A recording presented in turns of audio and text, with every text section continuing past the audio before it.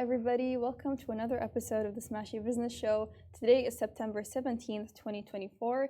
It is a Tuesday, and my name is Hindal Dah. I am here with Abdul Majid Awan, my co-host. How are you, Abdul Majid? I'm good. It's a good Tuesday. It's and we have a guest Tuesday. on the show, so it's going to be a very jam-packed show. Very exciting as well. I'm excited for the guest. So as Majid said, it is jam-packed.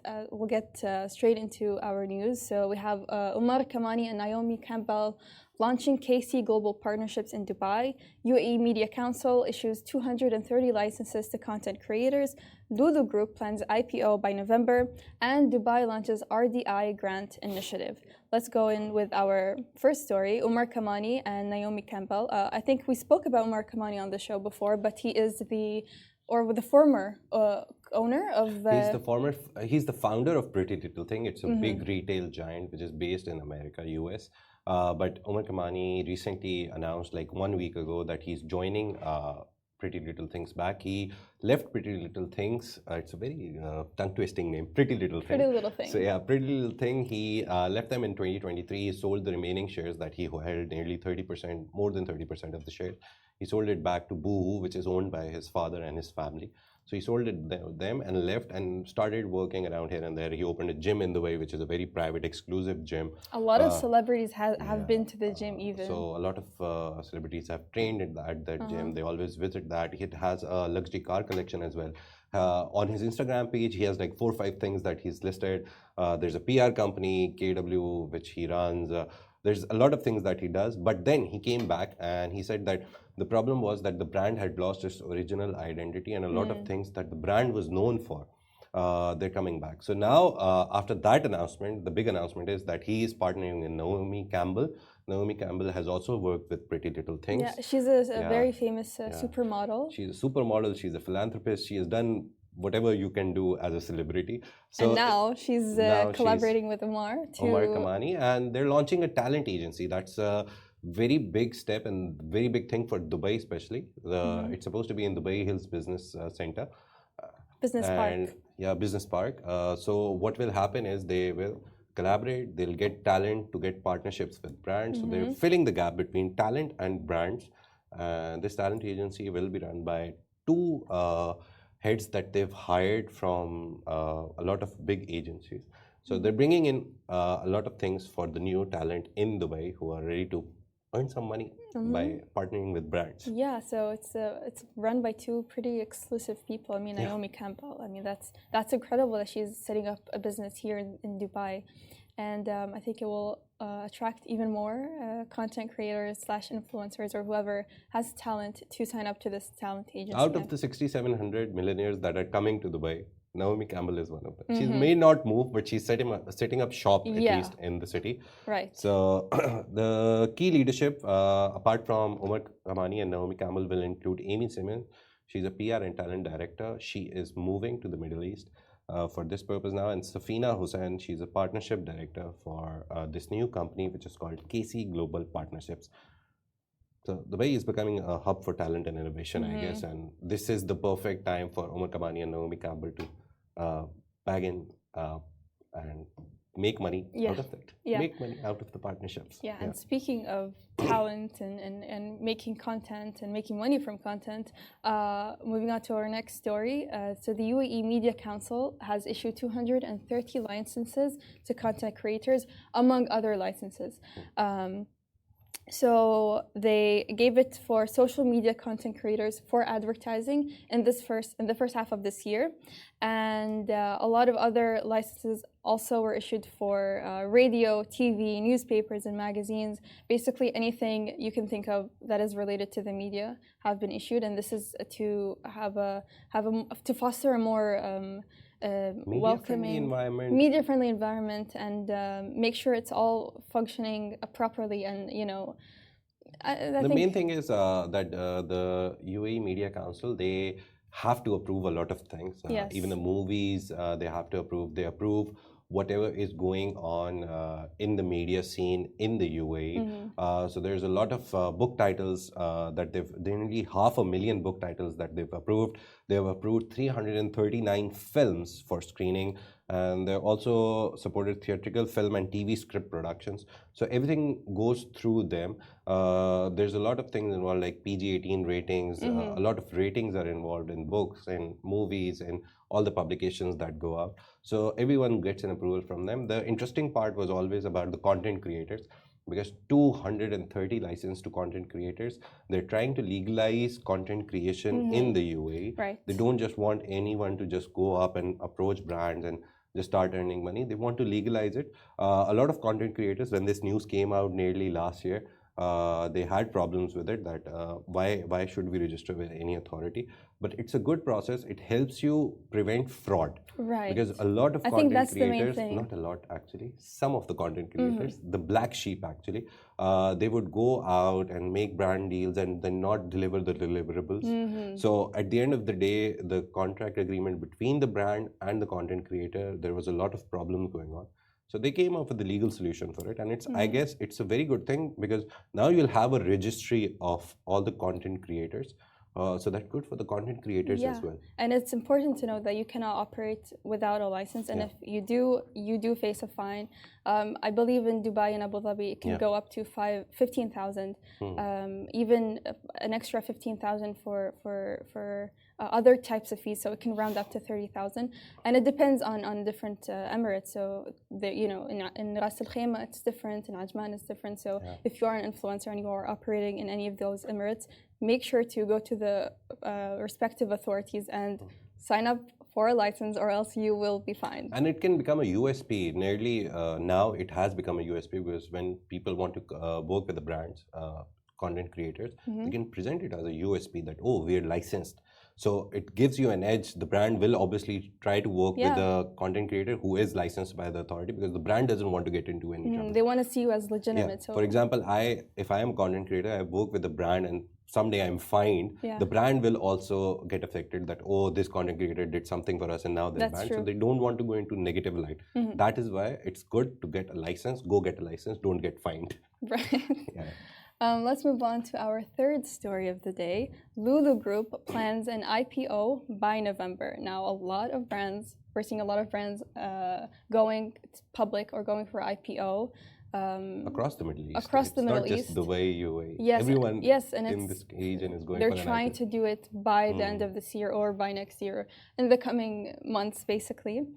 So Lulu Group, which is a UAE-based retail giant, I'm sure everybody has heard of Lulu Hypermarket, is set to launch its IPO by late October or early November, with an expected valuation between $1.5 billion to $1.85 billion, and it will be dual listed.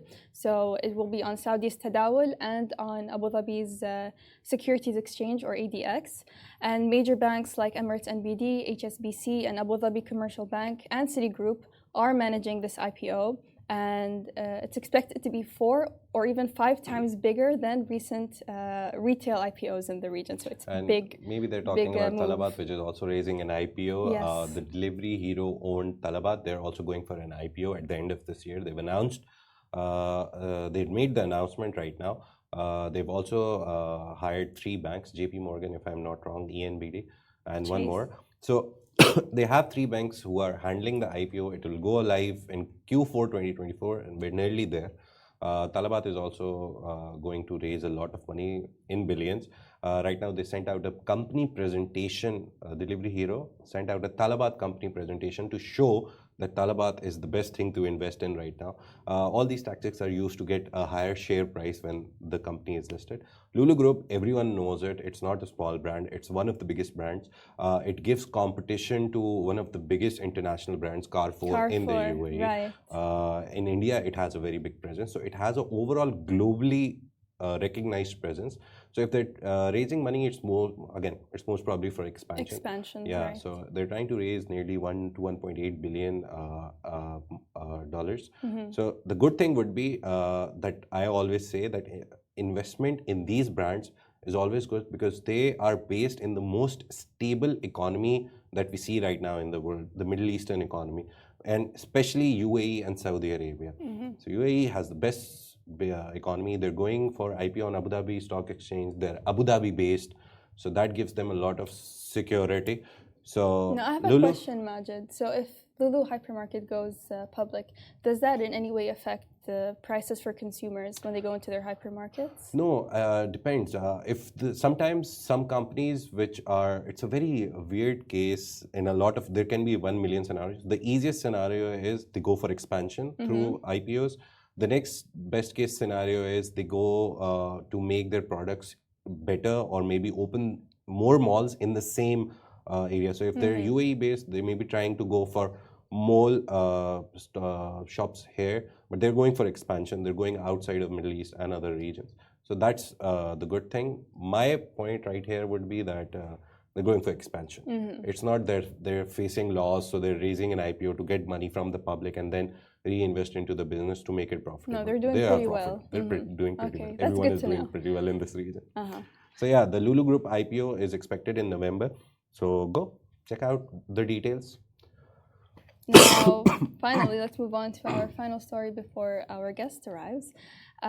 We have Dubai is launching a research, development, and innovation grant initiative, and this was approved by the Crown Prince of Dubai, Sheikh Hamdan bin Mohammed bin Rashid Al Maktoum. And this is part of their research and development program. This initiative will provide funding for up to 20 research projects focused on cognitive cities, health and life sciences, robotics, and artificial intelligence. And there have been a lot of new initiatives done for these sectors. So we saw last week we did a report on the new university that is set to be inaugurated in the coming years, which focuses on certain these like futuristic topics, or the challenges we face, which includes AI and robotics. So this funding will fund up to 20 research projects. So if you're any startup, or if you're working, or if you have a project in AI, robotics, or any of the categories, you can go and check out this initiative. If you have anything related to this, go apply for this. It's like free cash. You'll get funding for your research project, and obviously when you start your project in Dubai, usually you will get even to more scale funding. it up easily. Yeah. So it's a very good initiative. Go apply for it. Mainly what Dubai is doing is they're spending a lot of money on research and development, that is R&D. And research and development always leads to more better projects. We've seen Museum of Future in Dubai, we've seen the Burj Khalifa. They're not easy to make.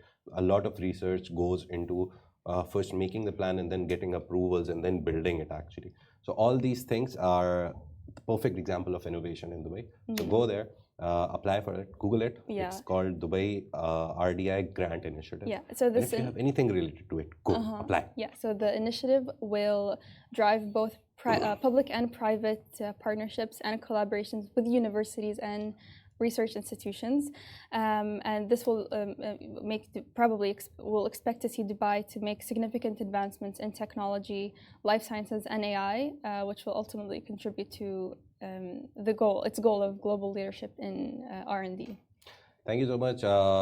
We discussed a lot of things. Umar Kamani and Naomi Campbell are launching KC Global Partnerships in Dubai. If you're a talent, go, subscribe with them, register with them, and they'll get you good brand partnerships because they're two of the biggest names in the industry right now. Apart from that, we talked about Lulu going for an IPO in October, late October or start of November, or at least November. So they're going for an IPO, and UAE Media Council has issued 230 licenses to content creators. So go get your license as well if you're a content creator. And apart from that, in a bit, we'll have a guest. Yes, we'll have a guest from Tetra Arabia. He is the Regional Sustainability Director of the Middle East and Africa, Marcelo Piva. So make sure you're tuned in to find out more about this very interesting company that you may know more than you think. Yeah. Yes. So we'll see you in a short while.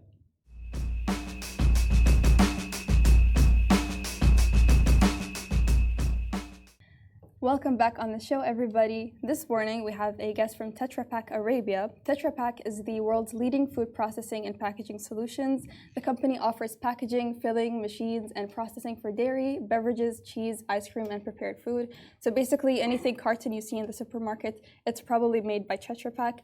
Please welcome Tetra Pak Sustainability Director of the Middle East and Africa regions, Marcelo Piva. Marcelo, welcome to the show. How are you feeling? Thank you very much. Good morning, everyone. Thank you for having me here. Looking forward for some interesting and fun discussions about sustainability. First of all, can you tell us about Tetra Pak? What exactly is Tetra Pak? Well, Tetra Pak, as per the short introduction that you just made, first of all, we are more than a packaging producer. So Tetra Pak is an end-to-end solution supplier for any food processing, servicing, and packaging. So it means that if you are a farmer and if you have, you are producing oranges, so we can come to you and we can offer solutions from all the way of managing the, let's say, crops and managing the production of oranges, all the way to processing, to servicing, to packaging, to filling machines, all the way to the shelves with your own brand to consumers. So the one thing that is interesting is, as consumers, even before joining Tetra Pak, we don't know much of Tetra Pak because we are not a brand to consumers. So we are actually supporting our customers, the brand owners, in order to launch their products, which we know all of us in our daily lives. Everybody here drink milk, juice, eat cheese, ice cream. So in one way or another, I mean, to put it in short, it's an end-to-end solution in regards to food processing and packaging. And in terms of Tetra Pak, your mission is sustainability and reusing all the materials that you find. So can you tell us more about that aspect of it? At Tetra Pak, when we talk about sustainability, it comes from our own brand promise. So we commit to make food safe and available everywhere. So this is what guides us. And while doing that, we protect what's good. And by protecting what's good, we protect people, we protect food, and we protect the planet. So this is how the brand promise linked to how we do that comes to all our sustainability initiatives. Right. So, and your sustainability report that you published. Exactly. It's exactly about that. Right? Yes. So what happened is that Tetra Pak is, from its beginning, from the 1951, when we started from Ruben Rousing. By the way, Tetra Pak is still a family-owned company. So still it belongs to the family. Still it brings all the principles and all the beliefs of the same family now in the third generation. So sustainability and the environment is something that is one of our pillars because the whole purpose is that a package should save more than it costs. Right. So what happens is that it has been embedded in our operations way before any discussions. Even if you remember, sustainability was not called sustainability a few years ago. It was called environment. And then it evolved to something beyond the environment, which is sustainability. So we have been publishing sustainability reports already for decades, everywhere in the world. But the funny and the exciting part is that we just launched this week our Arabia area-specific sustainability report, which means that we have enough activities and actions here on ground that justifies us preparing a specific sustainability report for the Arabia area. And can you tell us about what kind of initiatives you have made in the region, especially in the UAE and Saudi Arabia? What are the main highlights, can you say, that prompted sustainability developments in this region? Of course. In the sustainability report, which I, by the way, invite all of you to access, you'll be given the link and then you can go and read. We really invite you because it's a very interesting read. We cover the areas of biodiversity, climate, circular economy. So all of those areas, we have on-ground initiatives that we are doing. But the ones that are really, I would say, part of my main purpose, because by the way, I have been working at Tetra Pak for about 15 to 16 years. I come from Brazil. So, and my background is environment engineer with masters in chemical engineering. So I am all about this processing, equipment, machines, technical development. And when I started in the company, I was responsible to develop technologies to recycle our packages. So recycling is really close to my heart. And those initiatives here in the area, both in Saudi Arabia and in the UAE, we have actual on-ground initiatives for collection and recycling of what we call the beverage cartons or the tartan packages. For example, this one that I'm just holding here. Where after consumption, consumers can then send it for recycling, and then it gets collected and recycled by our recycling partners that we have here in the region. So how much time did you take to build a whole operational network? Because collection and then collection from different points, it's not just urban collection, it's rural collection as well.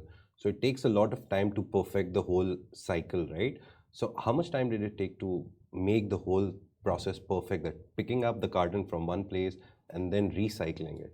How much time does it take for one carton average to go from a farmer's shop or some retail shop in the city to actually go recycle and become another new carton maybe? Yes, that's an interesting question. And Majid, what I can say is it does take time to develop an entire what we call recycling value chain. So how do we take that? Because if you talk about, okay, but how much time does it take? Or how many packages are being recycled globally or in a year? So it all depends on which area that you're talking about. So the more developed the market is, the more mature it is with environment regulations, extended producer responsibility, which we call it EPR, the waste management sector infrastructure for consumers to have access to separate their waste at home, and then it reaches the proper recycling institutions and then gets recycled into high value materials.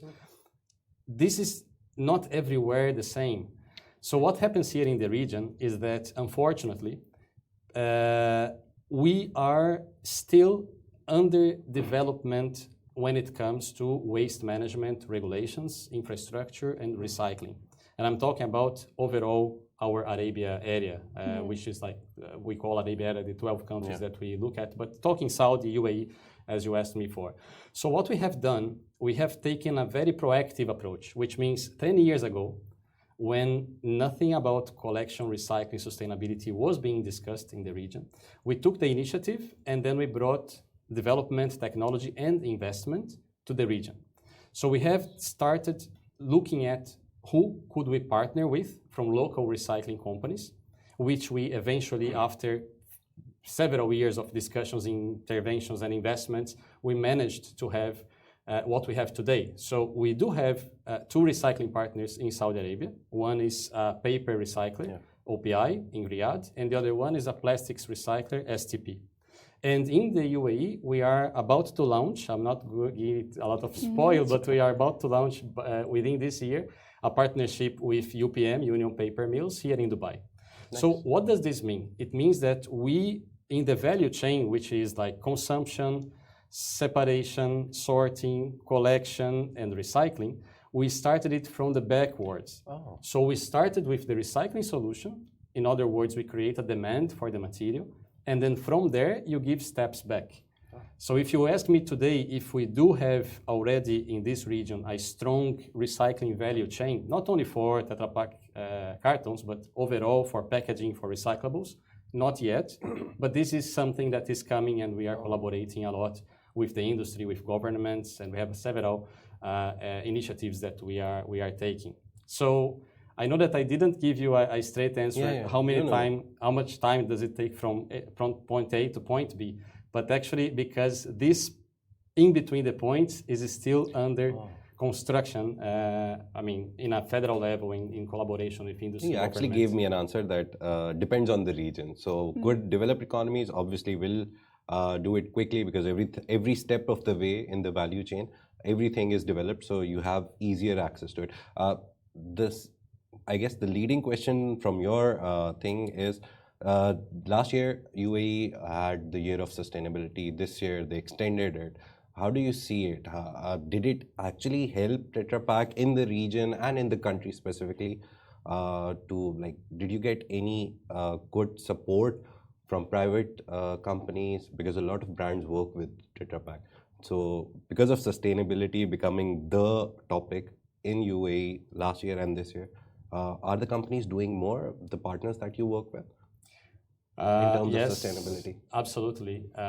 Because as I was saying, sustainability is part of our, since our inception, since we started. And it makes much easier for us to drive our own agenda when we have all the other stakeholders under the same umbrella and on the same page. So we do have at Tetra Pak our strategy 2030 and 2050. So for example, by 2030, we want to become net zero carbon emissions in all our own operations. And then by 2050, all the entire value chain. Thanks. So that's something that takes a lot of effort, because when we talk about our own operations, this is one thing, it's under our control. But when it comes to the entire value chain, then you need all the players to be pushing on the together. same page, right? So the way we see when we see such announcement, the 2023 is the year of sustainability in the UAE, and then 2024 now a lot of actions, and 25 we already see a lot of upcoming things. So it does help us because we can drive our agenda, but not our own agenda. We can actually drive the industry agenda. So in that regard, what is happening a lot now, both in Saudi Arabia and in the UAE, is that the governments, they came to understand that really it's an urgency to have the waste management regulations, policies in place. Because then with those proper regulations, you can understand what is the role and responsibility of each one of the actors in the value chain, including us consumers, because we also have a strong obligation to make recycling work. So what has been happening is that we as industry, we have been collaborating to each other in a way that we have launched a circular packaging association here in the UAE, and it's already licensed under the Dubai chambers. And officially, we are collaborating with the Ministry of Economy, Ministry of Climate Change, in shaping up these new policy and regulations that are coming up in the UAE. The same in Saudi Arabia, when we have the National Committee for Circular Packaging, that we are collaborating with MOAN, the regulator in Saudi Arabia. So what I'm trying to say is the governments, they understand the value that the industry can bring to these discussions, because one way or another, in the end of the day, the policies should come to make things happen and to enable and accelerate development. Mm-hmm. And this can only happen when you have this dialogue. Yeah. So collaboration between industry and the public sector, the governments, is crucial, and something that we have been deeply involved, because that's what we believe, as the way forward to make it happen and to evolve all the value chain for recycling in both countries. Now, you're talking about the importance of partnering with governments to help with recycling and stuff. But as consumers, what exactly can like I, as a person, how can I really contribute to the circular economy instead of, whatever I'm purchasing ending up in the landfill? So what can I do as a consumer and to others watching? Exactly, that's the question. Exactly. Well, the best way first is when you choose your products, when you are buying your products, you try to understand what is the best alternative that you have for a product that is less hazardous to the environment, that you have lower carbon footprint when preparing it, that is recyclable and that can be put together back in the recycling value chain. And just to make sure, tin cans don't have that effect, do they, or glass jars? All the materials, they have their, I would say, own recycling value chain, and they have their development. So you have, of course, you have advantages in one type of material, you have disadvantages in other types of material, depending on how you compare it, because that's another open statement. When you say which one is better, again, how are you comparing them? Yeah. In which area, in which time, in which conditions? That's why we talk about the life cycle analysis, that you do a specific analysis in a specific geography that you want to evaluate, and there, under the same conditions, you can properly compare. We cannot come here with, for example, a report from the US or a report from Europe and say that the same happens in the UAE or in Saudi. But as consumers, as I was saying, when we choose what we buy, when we consume it, of course, responsibly, so not buying more than what you need. We learned a lot during the COVID times that we should be very aware of how much we buy and what we buy, how we consume. And more than that is we all know, we understand that the infrastructure is not ideal or perfect today for us to do our part when we are sorting the separating the waste at home, recyclables from non-recyclables. We understand it's not optimal, but there are options around. So there are some voluntary initiatives that you can take, for example, your recyclables back to the supermarkets, and there they would have a recycling station that you can drop it there. So this type of habits that when we go to supermarket, we just put this bag of recyclables. It's not garbage. It's just packaging that you put in your car when you go to do your shopping, and then you just drop it there. Already is a big contribution as a consumer that we will do. And of course, later on, as things evolve, then of course, fulfilling our obligations of separating all the waste at home whenever we consume it. I was reading the sustainability report and I came across school feeding programs that you've been a part of in 49 countries. Sounded very interesting. I would love the audience to know about it. What are the school feeding programs you've participated in? It says 49 countries received milk or other nutritious beverages in Tetra Pak packages through school feeding programs. So is it like a Tetra Pak initiative or were you part of a bigger initiative? Yeah, it is a Tetra Pak initiative, but part of the bigger one. Oh, nice. So we know that the UN, they have globally programs that they assist countries in nutrition for kids, for the schools.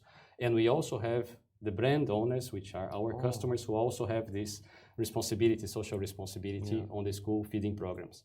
So it's a combined effort from all these parties, which look into how to support kids when they are coming to the schools to get proper nutrition. It even helps them to go to the school. Because sometimes they go to school because they know that they are going to receive some, like milk or biscuits or any type of this school feeding initiative. So it helps in both sides, and it does help a lot in the development itself, the healthy development. A lot of reports and evaluations are made from the kids, checking the height, the weight, and the improvement in their nutritional, aspect is really strong. So out of these countries, the good thing is in the Arabia area, we also have started such initiatives. Nice. So last year we have run, I can mention 3 of them. One is in Yemen for about 10,000 kids. They received through our customer HSA, the brand, they received milk and also other as you say, biscuits and nutritional elements there in Tetra Pak packages, and also education on sustainability, environment, and why this is important. The same in Saudi Arabia. We did it with 125,000 kids together with our customer Sadafco and the Saudia milk. So they have been given milk, the kids, and they were teach about, how to nutrition, why is it good for you, and what to do with the packages after you consume. So then they were all, they got the classes, and then they were taking the packages, they were folding them, they were putting in the recycling bin, and then it was getting recycled. And the bins themselves, they were made from recycled material from Tetra Pak. So it's nutrition and education at the same time. That's incredible. Yes, exactly. And another one is in Iraq. It's a much bigger one because this also involves government, and it's a bigger initiative. 800,000 kids. Nice. So they got as well nutrition information. They got nutrition supplements in our packages. And again, it's really something that is it goes beyond any commercial agreements or beyond any branding, because in the end of the day, it's giving back to communities, and it makes us feel very proud of it. Do you have any similar initiative that happened in the UAE or possibly in the future that's going to happen? Of course, we plan to have soon, hopefully by next year, some school programs here. It's a bit different on the initiative because it will be more towards education of the kids, because you don't have the same level of needs as you have in some of these underdeveloped economies and countries. But we do plan to have education with the kids. And already through this partnership that we have with the new recycler that we are launching here, we will be implementing collection at schools. So the kids, again, they can bring their materials from home, they can bring it to the school, They can also consume at the school the products and then get, of course, education and awareness about recycling, and it gets collected for recycling in the recycling partners. Yeah, even in my university, and at some points, so I live in Sharjah, and our main company for environment and sustainability is Piva, and they always have these little checkpoints where you can drop off plastic or cartons or even clothes sometimes. So it goes into this whole process of reusing, and so it contributes to this circular economy of the United Arab Emirates. So I think it's a great thing to have something that's right there, and you can just drop off your recyclable materials and stuff. So one more question. Sorry, we're keeping you for a long time. No, but yeah, consumers, we have seen that the new generation, especially the Gen Z, the new generation, they're very conscious. They're very conscious about sustainability. How do you see that? Also, that helps, right, in your overall mission, because they want to consume products which are packaged in environmental friendly packages. Overall, the sustainability idea is very good in their mind. Usually, it used to be a cool idea, but now they know that a lot of the world and the global warming and a lot of things that are attached to it, they depend on being sustainable. How do you see that? Have you do you have a story, or have you seen it firsthand? Do you interact, like the company interacts with them? Yes. First, yes, it does help because consumers are in the end who are going to consume the product. So the whole chain will work towards consumption. At Tetra Pak, we have what we call the Tetra Pak Index. So we run surveys globally every year in selected markets. In the Arabia area, we have UAE and Saudi Arabia as included in those global researches, where we go to consumers, all types, I mean, young generation, older ones, men, women, and etc. So then we go and we ask several types of questions. So from there, we understand how prepared or how willing to consume more sustainable products they are, including if they are open to pay more for that. Because remember, sustainability is about all the pillars. So economics also are there. So some of the innovations, they do cost a lot. So when it comes to the end products, it also brings some of this cost part of it. So the good news is that even in regions like ours, which in the past we were seen as a region that doesn't really think about it, these numbers or the level of interest and the level of commitment has been increasing very exponentially. So that's a very good sign for us. Because as a leader, as a global leader in producing this type of, what we call the aseptic packaging, as we are at Tetra Pak, we must be always innovating and we must be always investing to make it more and more sustainable. Just to give you an example, in the past couple of years and for the next 5 to 10 years, we have been investing 100 million euros per year only to redesign the package. Nice. So today our packages, they are composed by paper, plastic and aluminum. This composition of those three materials is what enables the package to fulfill its role of keeping food safe in ambient temperature. So you don't need to refrigerate it unless after you open, then it's okay. But before you open, you can keep food safe for a long period of time. So all these places where you have infrastructure issues with electricity, you don't have a chilled chain, so you can still have food available there. So in the past couple of years and for the next, all this investment in redesigning. Redesigning why? Because we understand that the simpler we make the structure of the package, the easier it gets to recycle, and the less carbon footprint it will be, let's say, issuing. So we have already come up with some innovations. For example, the aluminum foil. We already have a fiber or paper-based foil to replace it.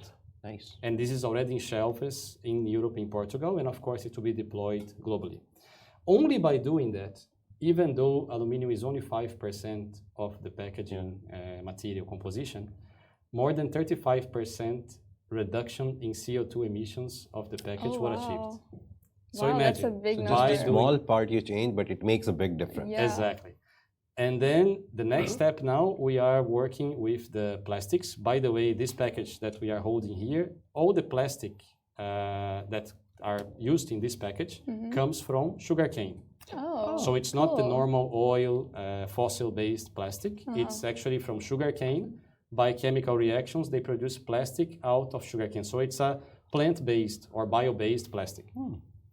Let's not confuse with biodegradable.